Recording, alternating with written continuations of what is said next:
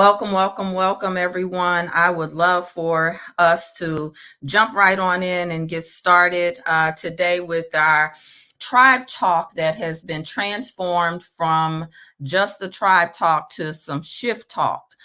We are doing new things here. Thank you all for joining. Those of you who are already online, if you can use the little small airplane to share this with other people, or the invite function to invite other people into this room that you are friends with, that would be amazing, so that we can have a really rich discussion. Those of you who are listening on Facebook, if you want to join us on Clubhouse, come on over to Clubhouse. I want to continue to come onto the main page as we shift and move. We're moving. Rebirth Woman, if you are a member of Rebirth Woman, we're moving, and we are in the process of packing up and getting the notifications out that our address is changing for our Wednesdays for the next few weeks, just making sure that everybody who has been at home in Rebirth Woman to know that we're moving.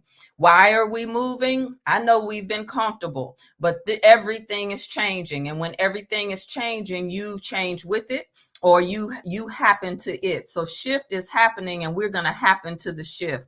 Facebook is shifting, as you all know. If you don't know, now you know. Facebook is going through a major suppression of content. And so we want to make sure that as the content is being suppressed, that we aren't being suppressed, because we've been suppressed far too long. So I have a special guest here today who looks like they were trying to get started without me. I have a special guest on the platform today who is Miss Yolanda Niels with Iwi Fresh Farm Oasis. I got all of the names right. And not only is she a multipreneur like myself, she absolutely is modeling collaboration over competition, particularly in the holistic health community, not only in the Atlanta, Georgia area, but she is also modeling this around the country. She's also a graduate of Intervisions. I will let her share more about her beautiful and diverse background. We are not one pony monkeys over here. And monkeys probably is not what do they call it, one show monkeys or something like that. It's just a term, but I know it could be sensitive in the culture to say something like that, because we are absolutely goddesses, butterflies, unicorns, and all kind of other spirit animals in this space. I also have a special guest on the platform to help me actually monitor the room, co-facilitate the room, to be the technical support, since I'm doing two things at once. And literally to tell you about this suppression, to get it out my system and off of my chest. There has never been a time in the time that I've been on Facebook that I don't go live and somebody is on. Literally. There are 0 viewers right now on Facebook. That's the level of suppression. Not only that, I noticed that my content is suppressed whenever I like the post or correspond, even in the private messages, with truth tellers, people who have been flagged for distributing information around resources around the C word. Now, I'm saying C word because only because I'm familiar with the algorithm and what's happening with the algorithm, not because I'm afraid. And so now, even when you say code words, they're being jabbed. But when we say code words, we're actually being reprogrammed by a system and an algorithm to be, one, afraid, and two, to even train our brains not to even tell the truth. So that being said, that doesn't mean that you have to be afraid, but you have to be savvy. I think that what we're doing is having to return to basics. We are having to go back to basics. And that is a great place to build. And so I have a few questions today, because we've been talking about Powernomics from the author, Dr. Claude Anderson, who is not a new guy in our world. He has been a teacher. He is a former economist that worked with the Carter administration. I don't know if there are enough people in here to remember when Jimmy Carter was a president. I think he might have been the most integrous president we ever had. And as in the United States. And if you know a little bit about his background and some of the things he said, it's amazing that he is even still alive. But I think he's a good old Georgia boy, a farmer, and if you will. But that's who Dr. Claude and how Dr. Claude Anderson became known to the larger world because of his service in the Carter administration. And he cuts no shorts. He is very direct in saying that there are, he likens Powernomics to the levels of a house. And I know that we can read Powernomics on our own, but the very first principle of Powernomics is group economics. And we talked about it. I have posted videos on it. I have given suggestions on the latest interviews he's done with Chico Bean, who is a comedian from the 85 South show. Chico Bean, who is a comedian from the 85 South show, had a serious conversation where Dr. Anderson said the same thing that he had said on the Breakfast Club. And then as I looked at more things, he has said the same thing that he said on the Breakfast Club the year before and 2 years before that, and other times and other platforms. So I got to thinking, why is it that Dr. Claude Anderson is saying that we are in the same position that we've been in since 1786, I want to say, or yeah, 1746 or 1786, that our economic condition has not changed since that time. I don't want to just talk so much. I want you to hear this. I want you to let pause. That we own no more than we did in the early 1800s as a group of people, which means we have no political power. So he has said in every one of his talks, even when our sons' mothers who are shot down in the streets, the reason why that we can't do anything about it is because the only thing we do is march and cry. But every other population has power, political influence, such that they influence laws that are made on behalf of their community, such that when they pull their dollars out of certain commerce and trade, the economy is affected. We have been consumers. And my question today is for the women. And if most of you all are women in the room, we need to talk about this, particularly Generation X'ers. Generation X, we have some culpability because we kind of are in the middle. Now on Facebook, I posted a reference to an article that said that millennials are at war with baby boomers, but what about Generation X, right? And they said that we are the generation that worked hard and played hard. I could go for that. But in our work hard, there's a whole process on Ayanla Fix My Life. We actually had to study this as a producer and as a coach. We had to dive into this whole generational process because we did a show for a family where we addressed the generations. And the only way we were going to bring healing to the family is we had to look at every generation they were born in. It was phenomenal. I absolutely loved it. I knew that I would incorporate it in my work in terms of a larger dynamic and conversation, because I come from a background of public and private partnerships.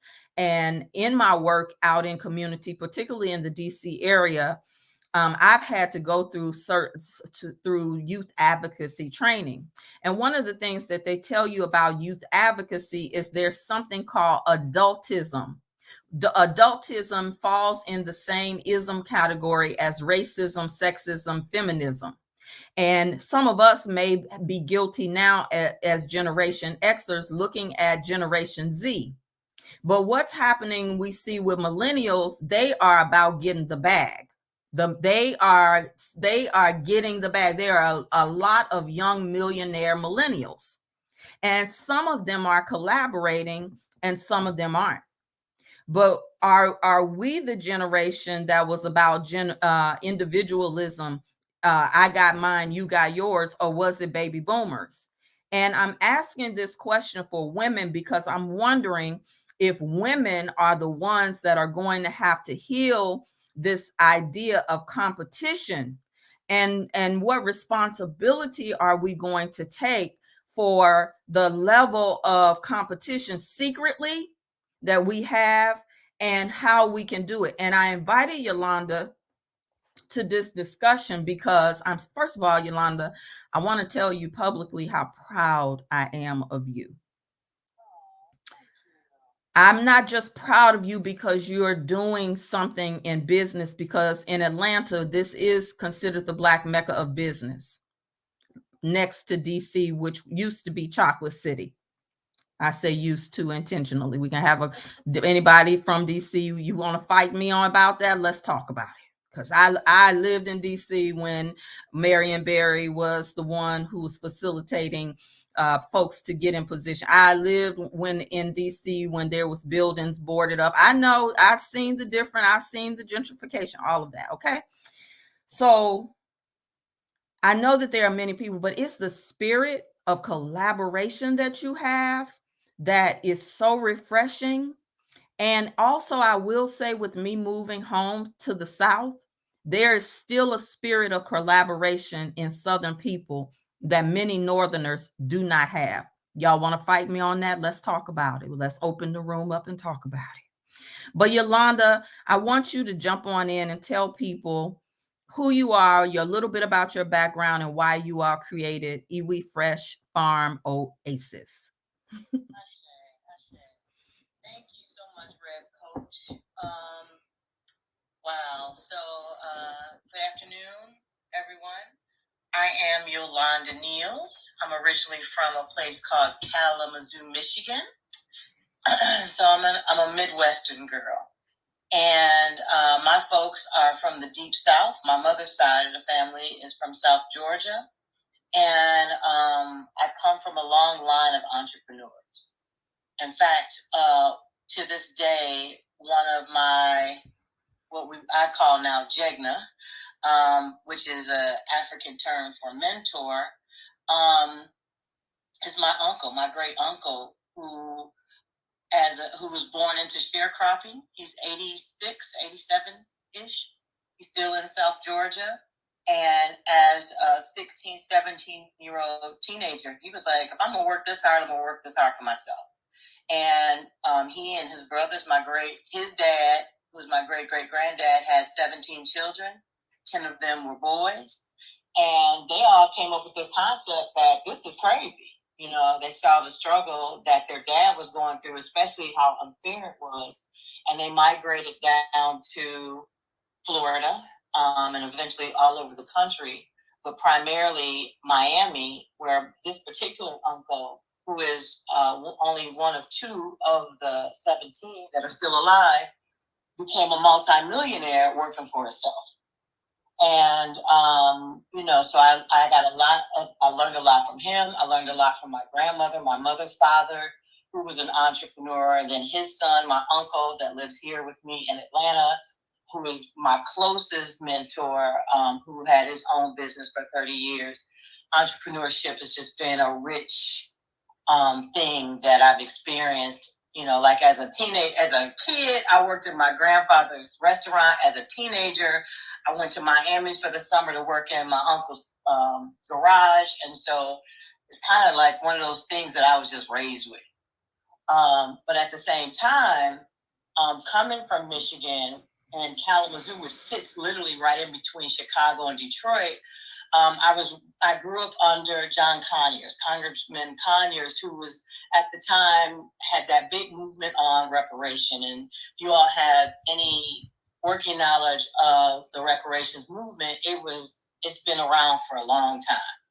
And Conyers was hammering it. So I grew up very interested in that movement. And in that movement, I was introduced to the whole Powernomics, Dr. Claude Anderson movement.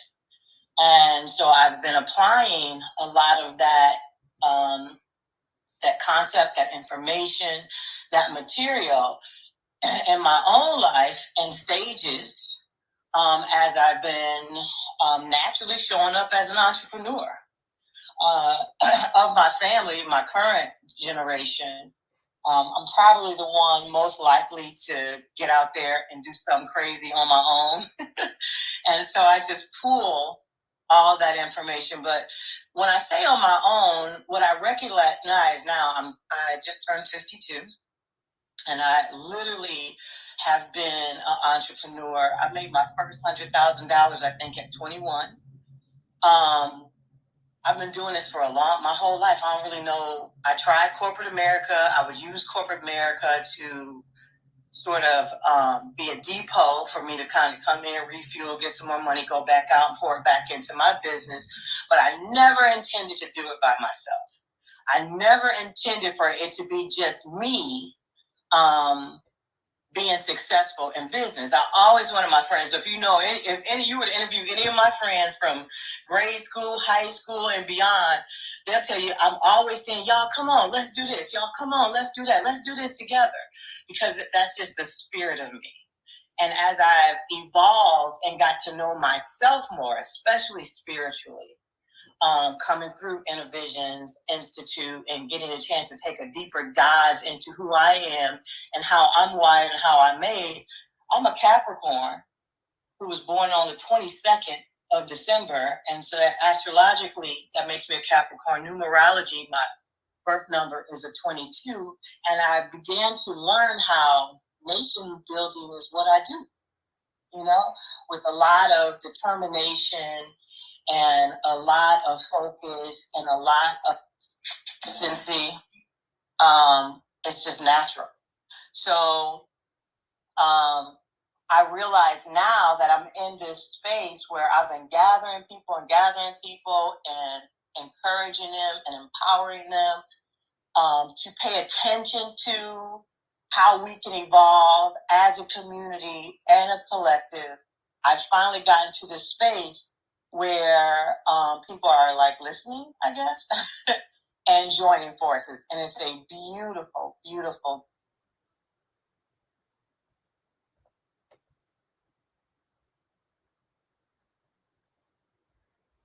Testing. Can you all hear me? Can someone that's on the stage unmute yourself to let me know? Because we can't hear Yolanda. I can hear you. I can't hear Yolanda. Okay, thank you. Okay, there we go. I'm sorry, someone called, so I'm assuming that kicked me off. Okay. Don't know what else, where you guys heard where I dropped off at, but you can tell me. Just finish your say your last two sentences again. It wasn't that long. Oh, okay, great. So I'm just saying, I've been pulling people together for a very long time, saying, come on, y'all, we can do this. We can do this for the greater good, so that we all can build wealth and we can all be happy together. And I'm at a point where people are like really listening, believing, and joining forces with me. And it's a beautiful thing. And so Yolanda Owens, who is just an amazing maverick, very strong businesswoman, has created a very strong brand in the world called Iwi Fresh. She's a skincare enthusiast, and she's got an amazing brand. She and I met over 15 years ago. I was running a holistic healing center where, again, I was pulling in holistic practitioners here in the Atlanta area, flying them in from all over the country to give them a place and a platform to do the unique gifted work that they do. And I brought her in as a signature product at the Wellness Center. Fast forward now 15 years, she and I have become business partners and created our own wellness center, which is a 12,000 square foot wellness center in the city of Atlanta. Okay, pause. I need for everybody to take that in. I want everybody, because she says it rolls off of her lips. Like just like it's oh yeah, we're having a mastermind or something over here. You know how we all got something going on? I want you to hear what this sister just said she has again. A 12,000 foot facility. Not only is it a 12,000 foot facility that she and her partner Yolanda Owens has, it is a 12,000 foot facility housed in a 24,000 foot facility. Is that right? 24, 25? It's 26,000 square feet, and we have 12,000. 26,000 square feet, which is also Black owned. Okay. Every inch of it. Okay. All right. Now continue. Thank you. Yes, and so our model, which we call an EVE model, Entrepreneurial Village Economics. Oh, I love that. Thank you. We decided to create a village and become a cornerstone, a pillar in our community where our folks could come and get well. And so we did that by opening up the space to share as a collective with other entrepreneurs. And so we actually have 20 entrepreneurs or 20 Black-owned businesses that fall under the Iwi Fresh Farm Oasis umbrella there in Lakewood, in the Lakewood area. And they range from, we have a Black female acupuncturist, which is like finding a needle in a haystack, and she's great. She's amazing. And we have these 2 male Black chiropractors. We have energy practitioners. We have the yoni steam and the waist beads. We've got a little bit of everything for everybody. Massage, coaches, therapists, the esoteric, astrologist, a hypnotherapist, a numerologist, all of that under one roof, because there's many ways to take care of ourselves. And there's many gifts right in our own community that we get to provide for our own community. So we're really proud of it.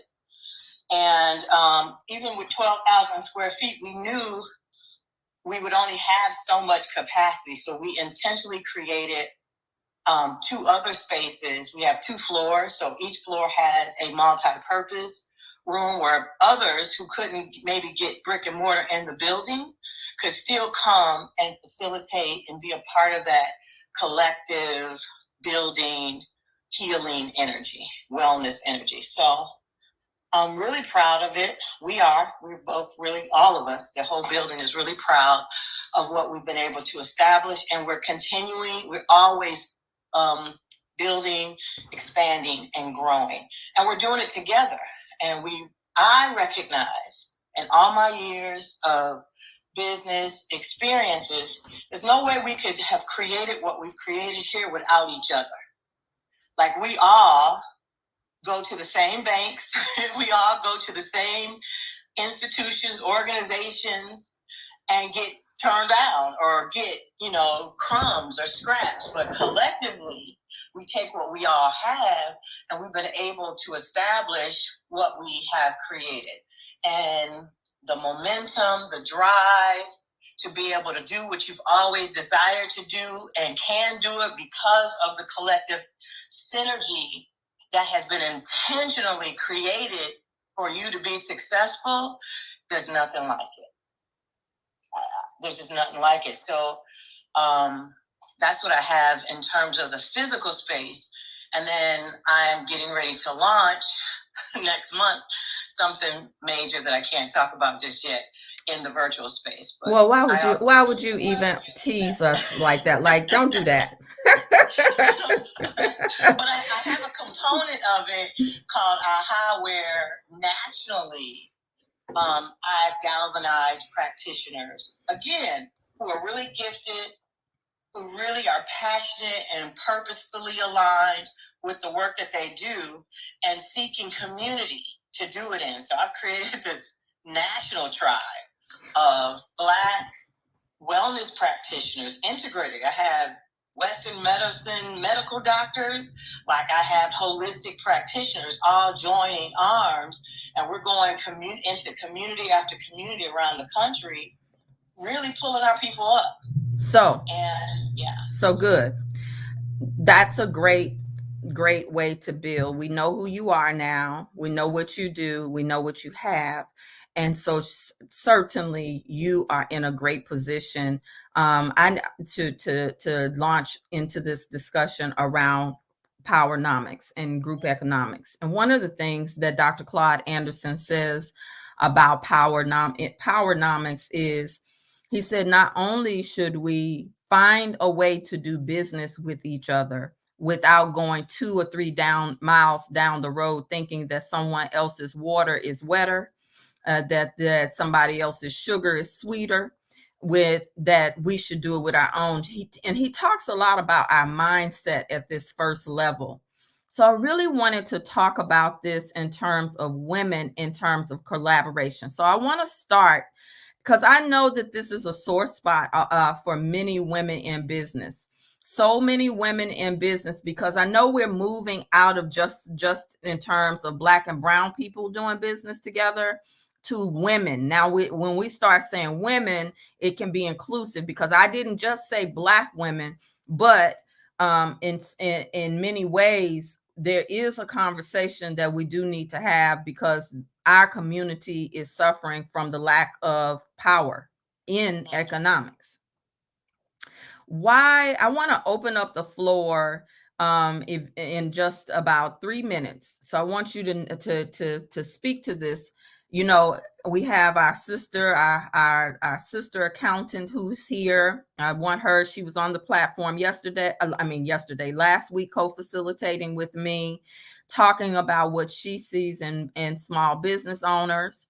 If some of you are experts in terms of business and things that you've seen, I want to put on the table what we've seen in business. Keela is also a new entrepreneur, but a brilliant mind who's worked in technology, and certainly has been one who has watched and seen so much as it comes to well-educated women, and how women who are highly degreed and educated, how they move as well. We do have, I know that this conversation is multi-layered, but let's just try to take a stab at it, so to speak, of why. Let's start with the premise of women don't get along. Okay, can we just keep it real? Let's start with the premise of women not getting along. Facebook, can you say yes to that? Yes. Would you think that's valuable? This whole thing that women don't get along, like particularly Black women, but women don't get along. Is there some truth to women don't get along? And when we have that type of philosophy, how has it affected or been embedded in generations that come behind us? That's the first. Who wants to jump in? You have to either raise your hand or so that I can move you to the stage. And Rev Coach, I would love to swing the bat at that, and I just wait for you to call me. No, go ahead. And then those of you who are listening to Yolanda, if there's something that you want to say, if you've been hurt by family members or experienced this in your own right, and there's, just another perspective you have about this, please come to the front of the room. Get the microphone. Go ahead, Yolanda. So real quick, I would say that one thing that I know about myself is I've been sort of like the flower child of my family forever. And that's because of my spiritual connection that I just innately have. And so I have allowed Spirit to guide me step by step through my life, good, bad, or indifferent. How that shows up in business is I don't have a degree. I have several college credit hours, and if I was to compile them and finish school, I could have a degree tomorrow probably. But I don't have a degree. I consider myself a student of life, though. And so what I do have is many life experiences. And so the reason why I mention that is when I joined forces with other women in particular, but just people, men, women, it doesn't matter. And we get to a place where I show up purposefully aligned, offering what I have to offer. People tend to be good until they realize that I don't have a degree. And then there's this competitive piece that comes in, like I'm more credentialed, or I should be doing this, or I should be leading this, that sometimes tends to show up. And what I've learned, my mojo is surrender. Because I'm like, okay, God, this person is in my life for a reason. Why am I having this experience? And I go off into that tangent. But what I found is that has been a showstopper, primarily because when I have conversations with people, it's like, look, I checked all the boxes. I was a good girl. I went to school. I got the degrees with the S. You know, I've had the experience, and I should be the one taking the credit in this space. And sometimes it works like that, and sometimes it don't. It just depends on how God divinely assigned us. And so I just wanted to put that out there. I've seen a lot. I've encountered a lot of competition because of how people think leaders or brilliance should be packaged as it relates to credentials, and it's so far removed from what our divine purpose is. I'm just showing up doing what I have divinely and innately inside of me, and I make room for everybody else to show up and bring their gifts. But sometimes this credential, external validation and credit piece gets in the way of that. Oh, wow. I really appreciate you bringing that to the table. I would not really have imagined that we were still doing that kind of thing in this time frame. And I'm glad, because I know if it's in the chair, it's in the room, as we say.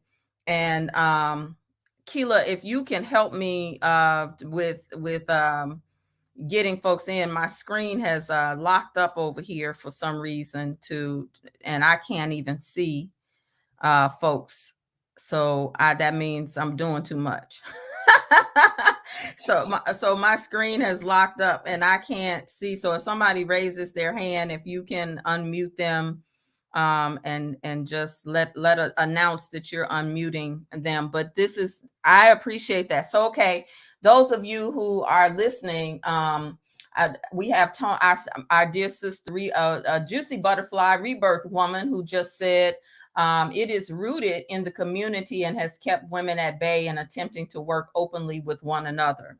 So I guess because, for years, to be honest, many people thought that I had a master's degree. When I first started working in the mayor's office and doing certain things, I never really let it stop me. Although I probably hit walls that I didn't create that were there. So my mindset was probably in overdrive, because when I first really launched into a career, I didn't have my degree either. I've since gone on a course as an adult to finish my degree in transformational psychology and that type of thing. But I know that was always something that I had a personal regret around, but I never, and I will say there was a dear sister who I consider to be a big sister to me, who said to me one time, she said, "You should get your doctorate. You're so smart. You're like we all consider you Dr. Taylor. So you should, because it's gonna open doors in rooms that you can't get in right now." Now, it felt like a backhanded compliment, because the assumption was that I wanted to be in rooms like that with that kind of mindset. I'm not that kind of person. Sometimes people will look at my bouginess and think that that's me, but that's not me. And so it was a backhanded compliment, because thank you for complimenting my intelligence, but you're basically just saying I can't get in the room because I don't have what you have or some of your friends have. So I guess I have experienced it, on the backhandedness. So is there anyone else who wants to speak to that being an issue before we even touch on the competition around, Yeah, because let me just expound. It's not just the education, it's the affiliations. That's really what I'm more so going, the point that I'm making. Fraternity, sorority, organization. I mean, I've run into it all. And I'm a free spirit. I consider myself a free agent where I can go into any place, the synagogue, the temple, the church, and conduct what I came there to conduct. But it amazes me sometimes when I go into these various communities, aka cliques, and the walls that are up that either are not accepting or open-minded or instantly competitive. Wow. There's a sacred piece missing, sacred to the space that can I come in and share an idea that I want us to collaborate on and trust that you're not going to take it and run with it. Okay, so you're getting an amen on Facebook. I need y'all not to just be wallflowers down in the comments. I want you all to engage. The reason we're on Clubhouse is so that everybody can really engage, because this kind of thing may not have happened to some of you all, but it has happened to high performing women, well achieving women. You got an amen on Facebook. Tony said, yes, affiliations and social status. Now, Atlanta and DC are very similar in that way around social status and cliques and that type of thing. In fact, I would say that I've never said this publicly, but there's a coming from the background of post-traumatic black sheep syndrome. Yep, I just created that. Post-traumatic black sheep syndrome. Somebody put that in the comments. Post-traumatic black sheep syndrome, honey. On Facebook. Put it in the comments for me, please, because there was a level of unconscious re-traumatizing that happened for me in DC. In fact, and I literally, it's been, I can't tell you how many years. I actually just had an atonement conversation that I didn't seek, because I have sought atonement in many ways with people who didn't want to atone. And it's a dear sister of mine. And I said to her, I said, I always felt that I was good enough for you in private, but not ever in public.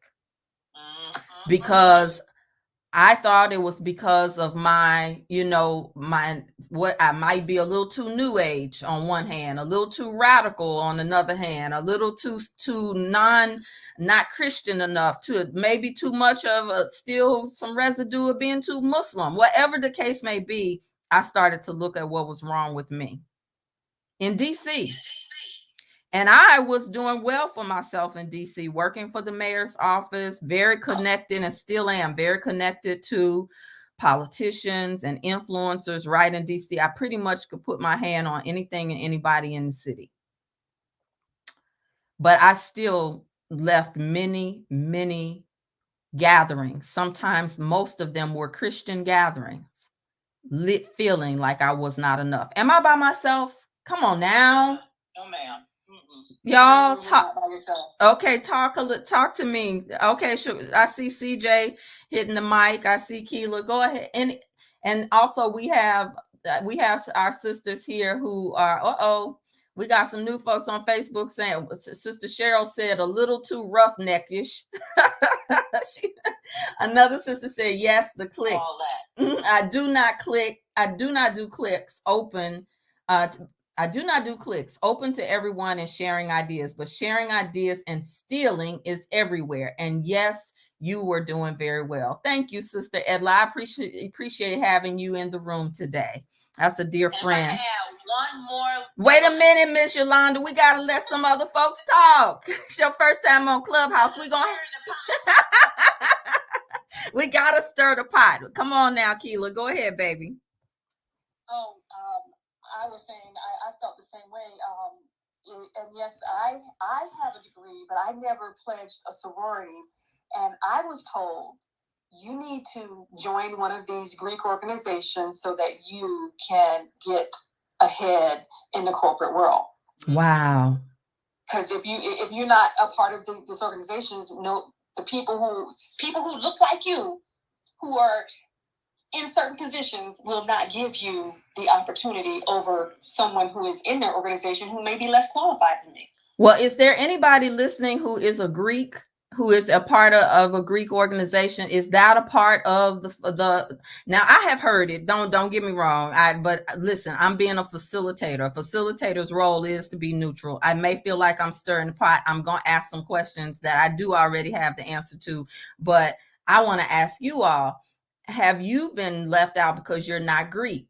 As a woman, have you felt like you needed to be Greek in order to move ahead, particularly for those wanting to climb the so-called proverbial corporate ladder?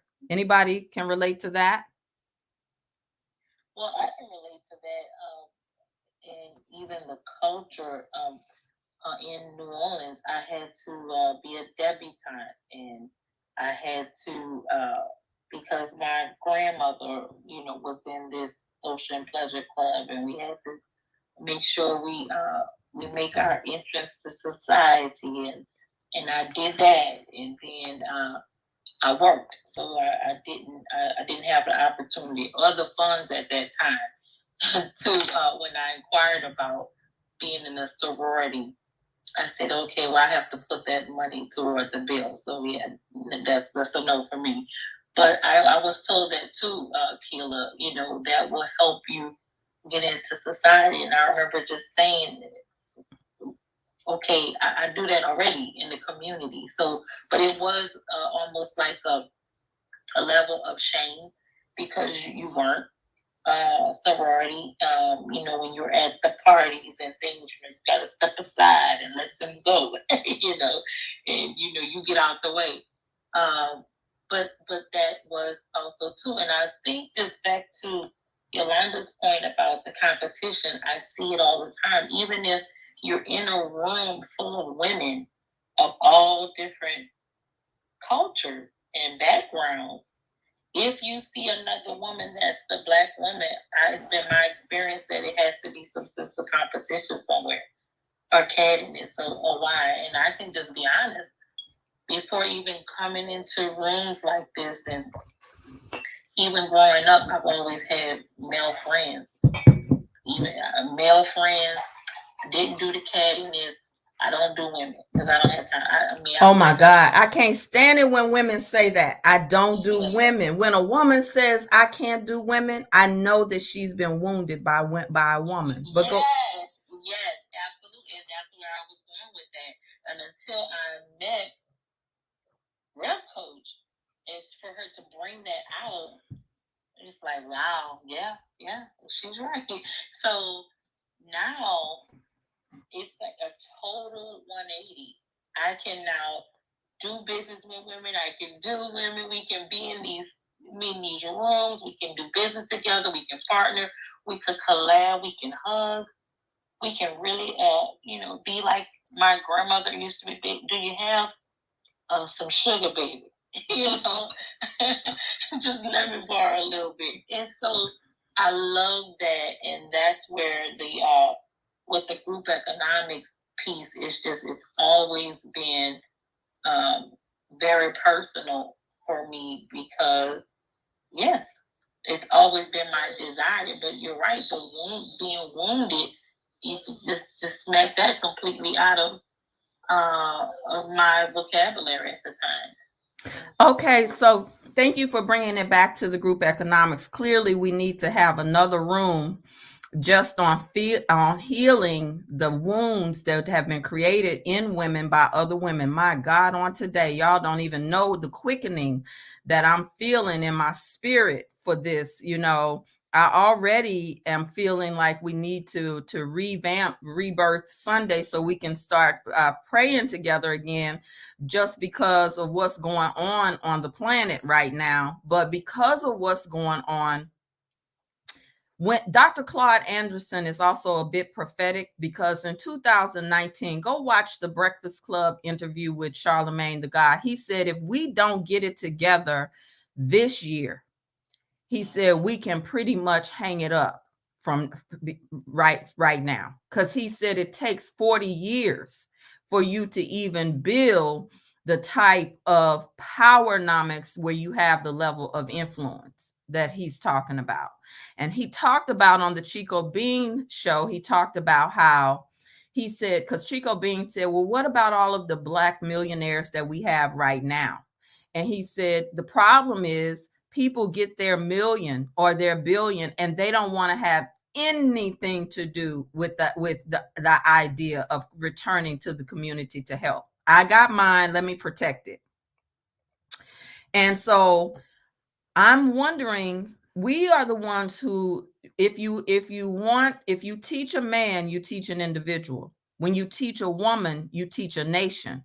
So I know that Black women have been the workhorse and have bared the responsibility and the weight of so many other burdens that have been imposed upon us. I don't want to be the one imposing it on us again, but there is some responsibility that we do have to shift in terms of the children we're raising and the conversations that we're having with one another. Because if there's one of the other things that he said is there should be a code of conduct.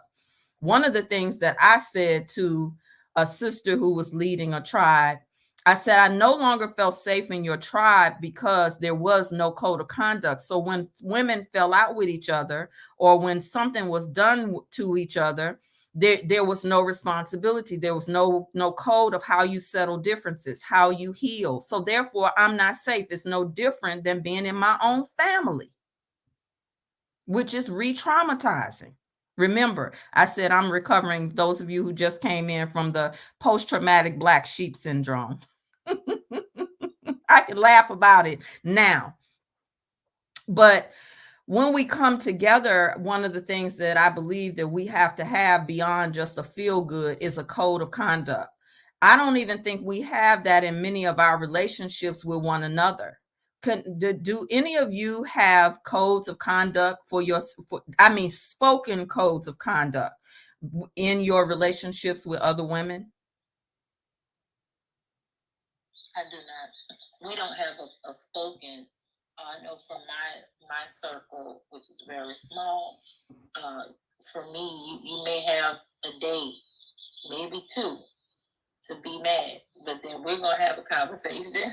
Okay, that's a code of conduct. It's not spoken, but some kind of way it's understood, right? Yeah. Okay. Yeah, for me, working in mental and emotional wellness, it has become easier because the spoken code of conduct is when we have conflict, we go get a mediator.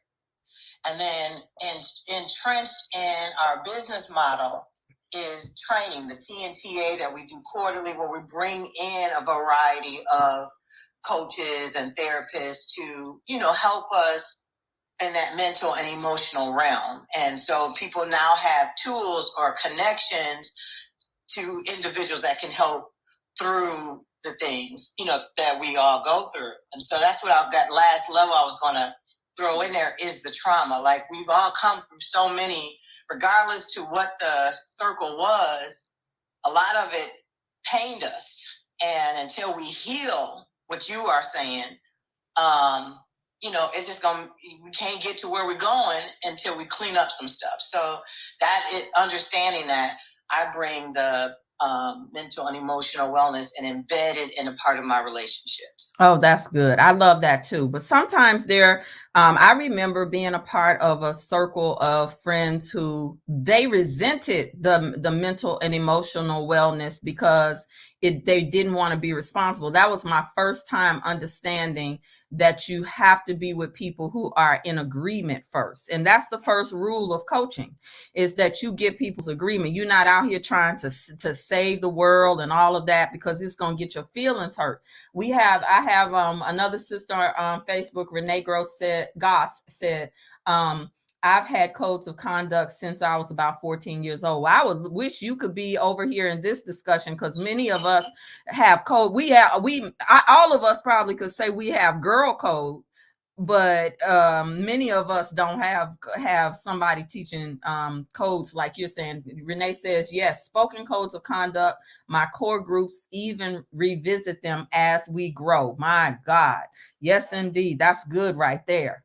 That's good right there. And that kind of woman shows up different in her relationships and everything that she's associated with as well. Another sister, we got Seattle in the house, says many of us are portraying luxury living, but without doing consistent healing, relationships, financial discipline, self-medicating. She said that includes myself. Ooh, come on now with the transparency. Yes.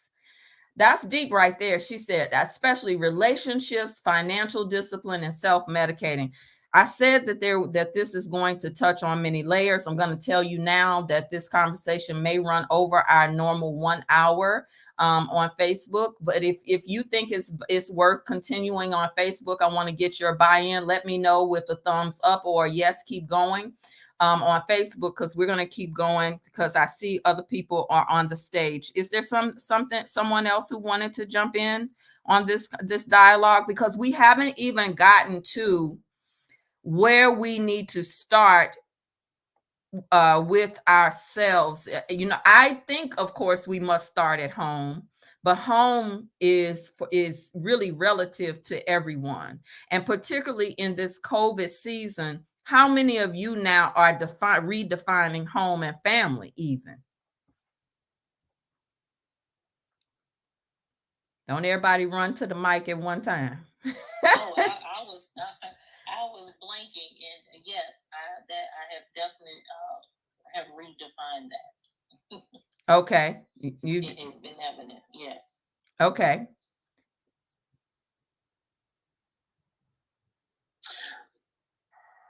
Okay. So, okay. Oh, I'm sorry. Go ahead. Oh, okay. So I do want to. Well, this is just a good topic. This is Latoya. Everyone speaking.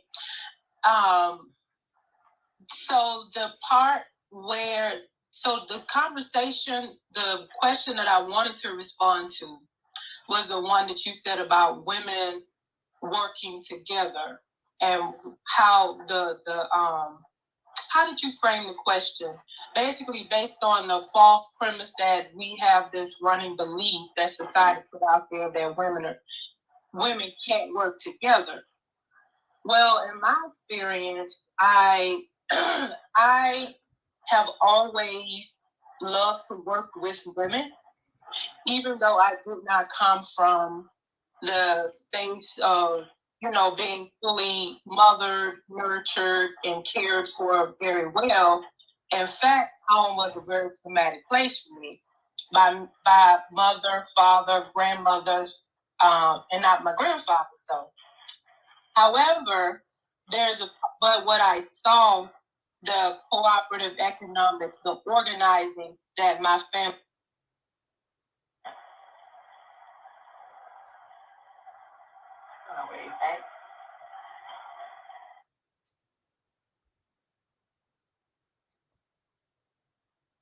Parents, I was raised by by people who used to babysit us, which is where I did get the nurturing and compassionate care from older women.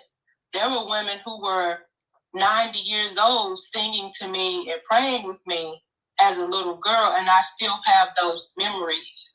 I see you, Edla. Those women taking care of me.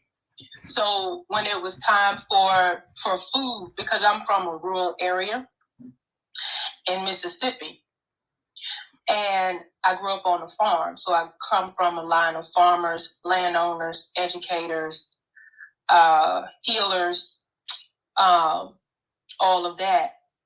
But there was always a sense of knowing, and people just got in and knew what to do to make things happen without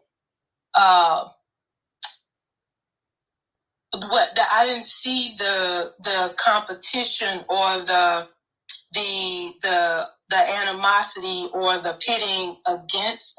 It could have been, I'm sure it was there, but it was more, well, it was definitely there related to man and woman, meaning the patriarchal energy with the belief that men are superior to women. What I did not see in my memory was how women went back and forth with each other.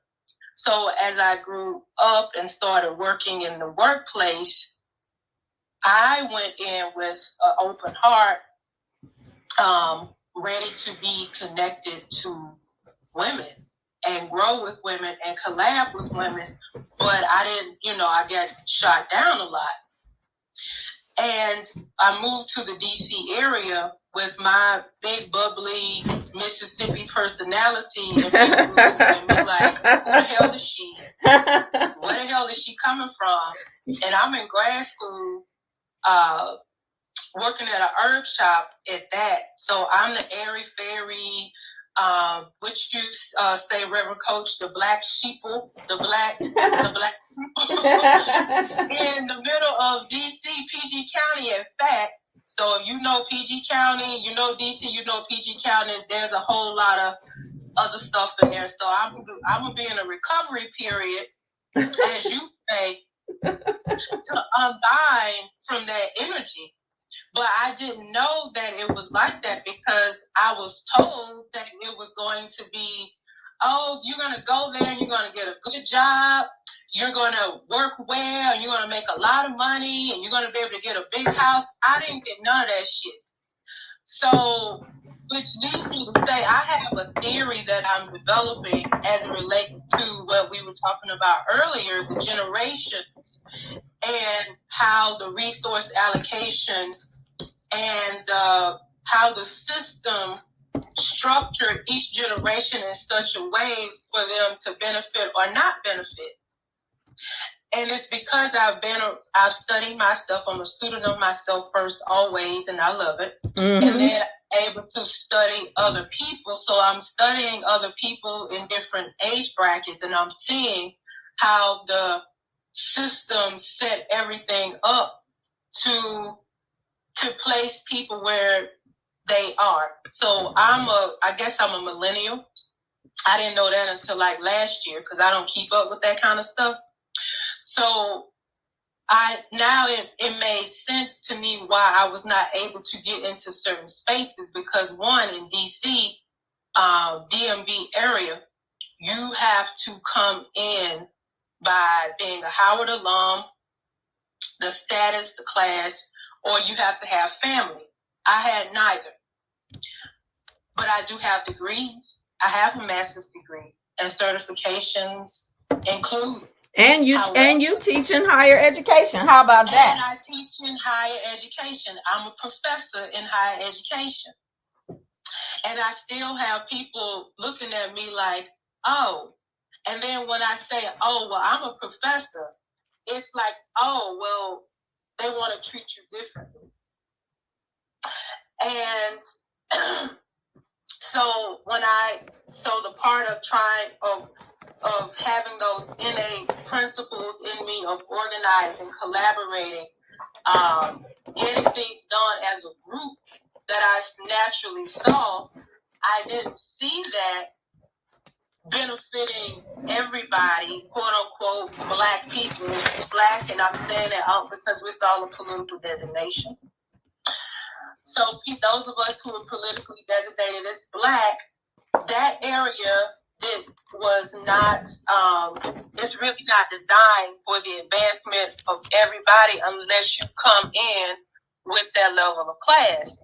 Now, I also have to acknowledge that every place that I did work, except for one place, I worked with some incredible women, and they were I guess they would be the baby boomers, because they came from that era of organizing and community and group economics, and they took it into the workplace, and I saw how what they do and the way they're able to organize, they led from a place that was more compassionate, And those are some of the best working relationships that I had. And they were all Black women. I've always worked with Black people, Black women. And I've had really great working relationships with these women. Now, not everybody in the workspaces, but I also recognize that it was where they're from, the principles. So when you speak about code of conduct, there was a code of conduct because we always had a conversation when I first started, like how, what is it? This is how I work, and this is how you can help me be good at my work, and vice versa. So that's how we had healthy relationships. And that's how I also go into my close friendships. I don't have clique friendships, so to speak. I have friendships. And even when hard conversations have to happen, we bring love to the space. Okay. And we don't always, do I need to stop? Am I talking? Yeah, we want to get some other folks in here.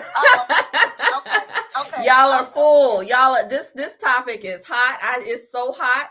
I had to go on and go live on Instagram too, because clearly, sisters, we need to gather to talk about some real stuff between us. Let me catch some of the comments. Those of you who want to say something, I think Karen, you're next on Clubhouse. But before you say anything, let me catch on Facebook. We have a few folks. Edla said, yes, I bought a house, a new business in South Carolina hometown, in my South Carolina hometown, family in all caps. She says, so eager to leave Maryland. So now we're talking about Generation X, millennials, and baby boomers, right? There being a divide of values about group economics. But before we just get into the culture of women and womanhood, do you all think that let's say, where did this start? I want y'all to sound off on Facebook. Where did the breakdown happen? Because many of us from the South can remember when we had to borrowing sugar, sharing food. My mama used to work at a school, at a private school.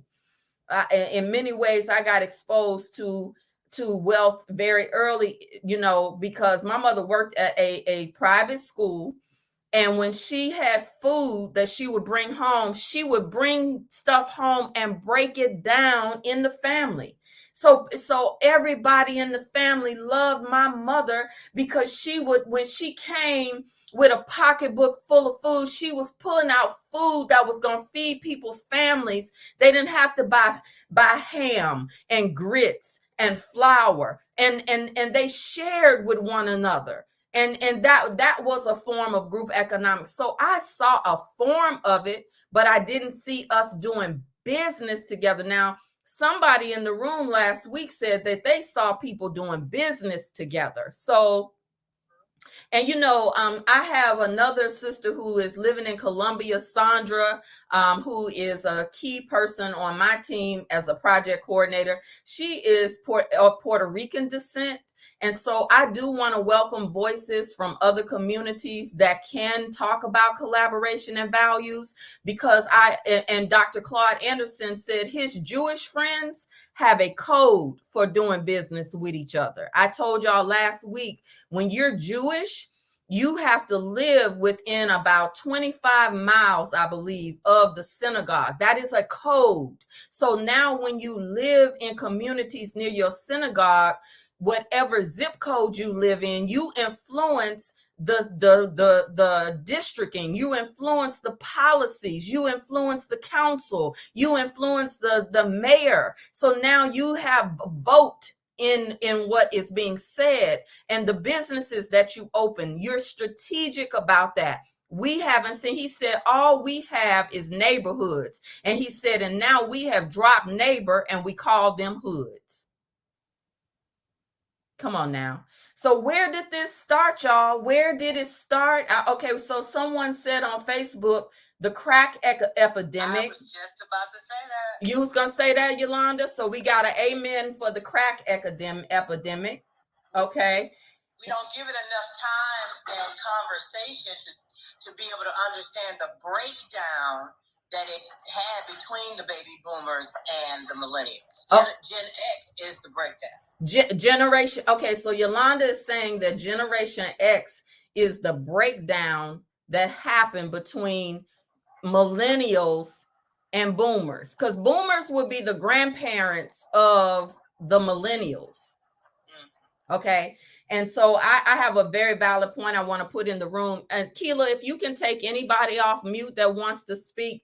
I know Karen is up next, but I want to capture this from Monique Ruffin, who is an excellent astrologer. We got to bring you into a clubhouse room, Monique, so you can really take us in on what's happening energetically in the stars, because spiritual women need to know how to set up their households. But Monique said, Generation X raised themselves because the government dropped crack in our communities. The prisons, she said, the prison system has been drained by our community. The government actually put crack in our community. So, okay. So we know that then there's been a silent war between the government and our community that many people, I can't even say Puerto Rican people can't relate to that, because if anybody from Puerto Rico can tell you what the government absolutely did to annihilate them in Puerto Rico and disempower them, the government did it for them too. We could talk about Cubans and what the United States has done to Cubans, the embargoes. So when we look at what the wars that have been happening, a lot of us get emotional. We have sons that have gone off to the military, and women who have fought in the military, because we've been programmed to love this country. But this country has not loved us since they came and stole our identity, where we even say that we're Choctaw, and we don't even know what the real Native American is. We really don't know that we are the Native American. We are the natives that were here, and how you got the brown people that are now called natives. And the picture is the whitewashing of who we already were. But that's another discussion. That's another discussion. But you can't, Minister Farrakhan says you cannot look at branch knowledge without looking at the root. And a lot of times we look at the branches, but we never go to the root. America loves to talk about the branch of the symptoms of what's happening, but we don't go to the identity theft. Just like in Africa, you can meet generations that do not know what apartheid is. There are people in Africa who have no clue. They are Africans and they don't know what apartheid is. There are Costa Ricans who don't know how to classify themselves properly in their census because of what their government did. This is a global issue for Black and brown people. So when we're looking at this, when did the woman lose her memory? When did we get amnesia? So Karen, I know you wanted to jump in. You can, if you can unmute yourself, go ahead.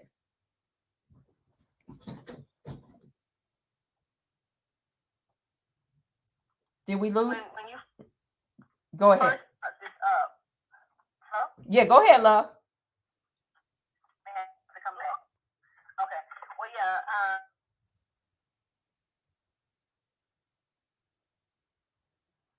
Uh-oh, something's happening with your voice. We can't hear you. Then, like you said, back then. I don't even think she can hear that we can't hear her. Karen, we can't hear you. A level playing ground. We can't hear you, beloved.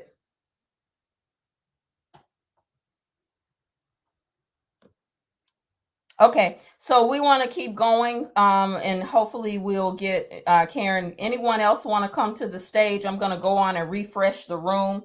I'm sorry, on Instagram. I would love for those of you who are on Instagram to come and join us in the room. This is a valuable conversation. Brothers are welcome, because Sandra, I called you out in terms of being a Puerto Rican who is living in Colombia and all of that. Do you want to add anything to this conversation, beloved?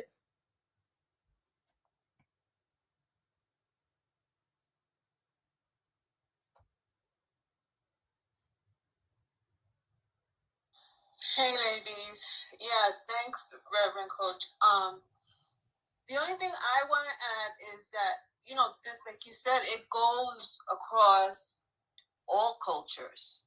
It goes across how we were brought up. Because I'm of a certain age that we were not taught to look out for each other, right? It was only you work, you do for you. But I see there are still many cultures that working together, they progress. And women should help each other. I mean, if we don't help each other, who is going to help us? Oh, yeah, that's where we are right here. Do you think that there needs to be a family model and for black and brown people so that we don't see each other as something that's separate? I say black and brown, but really to me, Puerto Ricans are just my light skinned cousins, some of them, and some of them are not light skinned. They are just as brown as me. For years I was in a spiritual community where my sister, she's just as brown as me. She spoke Spanish, but I didn't know she was Puerto Rican.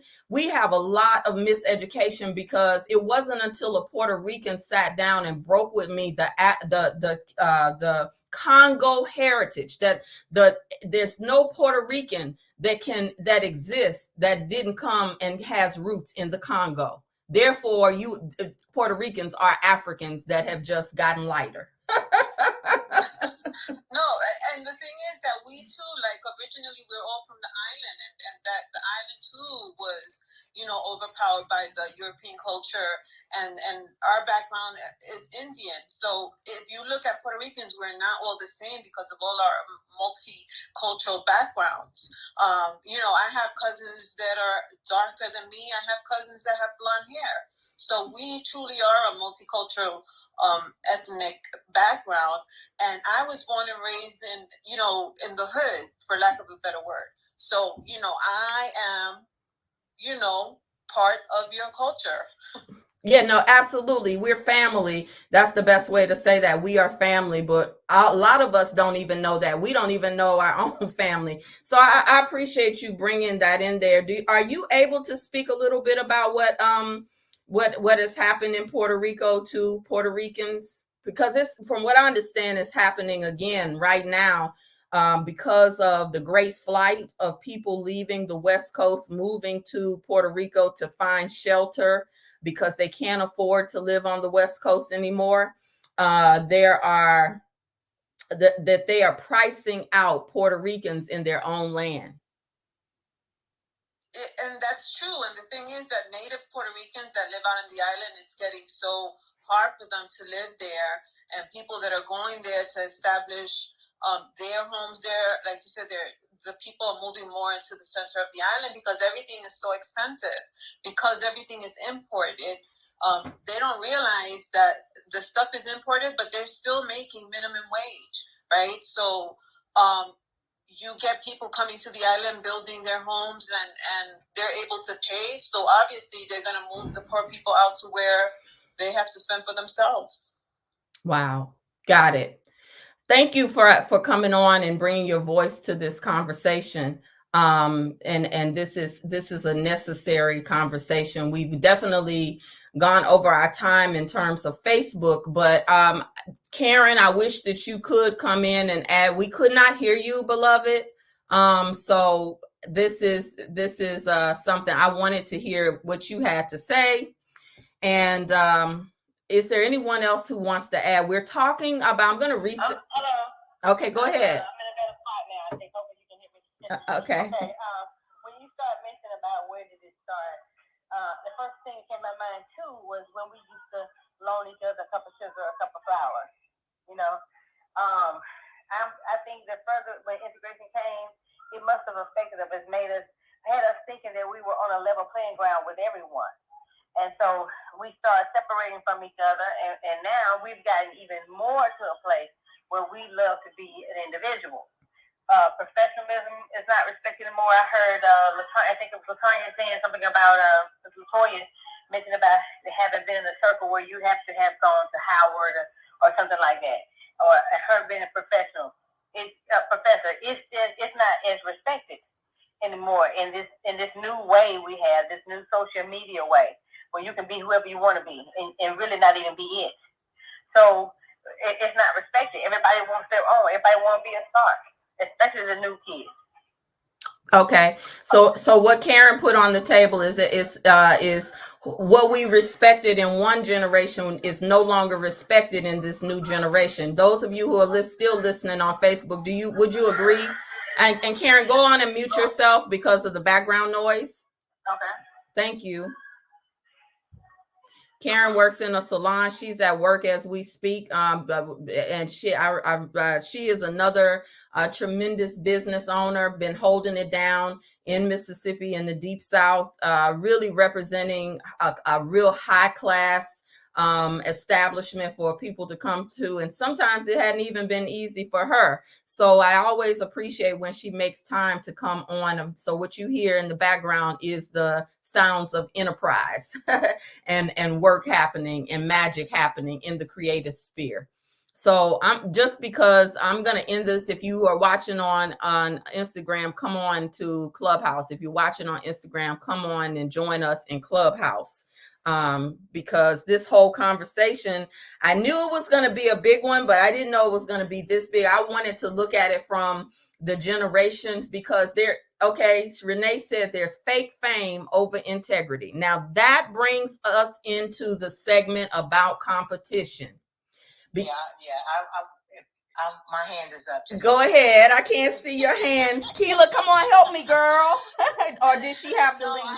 I didn't technically raise my hand, but it's okay. Okay. Well, I wanted to say a couple quick things, and that is, yes, we were community when we were borrowing sugar from each other, and then we went through an era where it was dangerous to go out into the community. So I just want to reckon that with that. Then when you talked about the astrologers, for me, the competition versus collaboration comes back to spirit, comes back to oneness and being in divine alignment with what the divine is doing, right? So I spend a lot of time, and I really, really want people to hear this, because I truly know that this is where my success comes from. I spend a lot of time aligning myself with what the universe is doing. Where are we, right? I listened to an amazing conversation that this brother in California offered last year about leaving the Piscean age, going into the age of Aquarius, and our community being way behind, right? And so one of my first real jobs, I worked for music company, for record labels. I worked for LaFace Records, I worked for So Def, I went to Sony. And at a time in the early 90s when hip hop was really blowing up, and it became, by 99, it was all about the bling. It was all about me. It was all about get yours. So that's why we're like that, the Generation X. And when you did collaborate, as you can tell now that the industry has been dismantled the way that it's being dismantled, the Titanic has sank. You hear all the stories about how they got mistreated, how they got taken from, and things of that nature. So it just made collaborating harder, because when we came to the table to collaborate,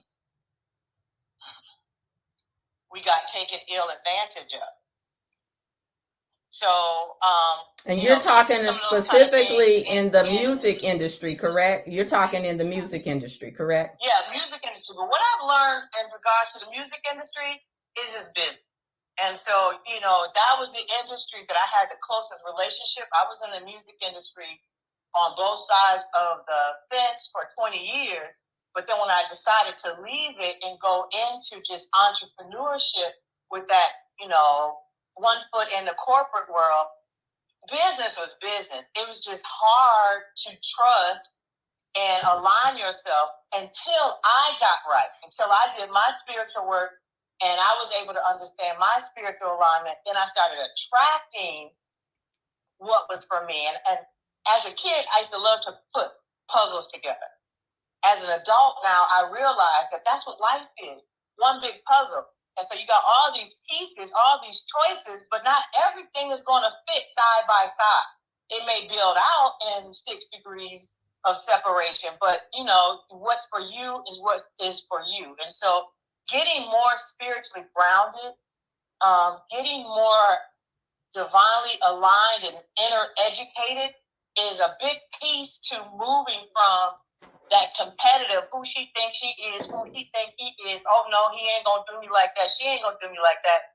To that collaborative side, where it's like, sister, I see your gift, brother, I see your gift, right? Well, one of the things that people talked about is we haven't dealt with. People can see our gifts in this world and steal them. And the level of intellectual property theft that's happening in this online space is unreal. Yeah. Until you divinely cover yourself, protect yourself. You know what I'm saying? Move in divine right action. And the mindset shift, because many of us go into a space, like I came into this space and I said, I can't really tell you what I'm about to do, right? When the mindset shifts. Thank you all for watching on Facebook. Just because of the time, I'm going to close out here, and I welcome you to join us next week. In fact, we're going to have a special session on Saturday in Clubhouse. We're moving, we're relocating, we're having an address change. If you enjoyed this and you want to be on the stage, please let me know. I'm going to go on and close out here. Thank you all for joining. Thank you all for your comments, and I'll follow up with you on the end. Like what you're conducting here is